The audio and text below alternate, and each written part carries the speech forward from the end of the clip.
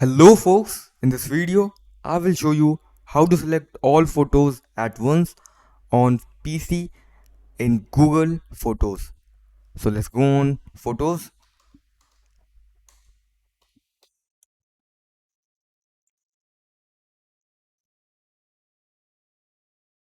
As you can see, there are many photos. So what you have to do is click on one of these photos. After that, hold the shift key and hover with the mouse over all the thumbnails. Now right click with your mouse. As you can see, I have selected all the photos at once. Now again, what you have to do is click on one of these photos. Now hold the shift key. After that, hover over all the photos you want to select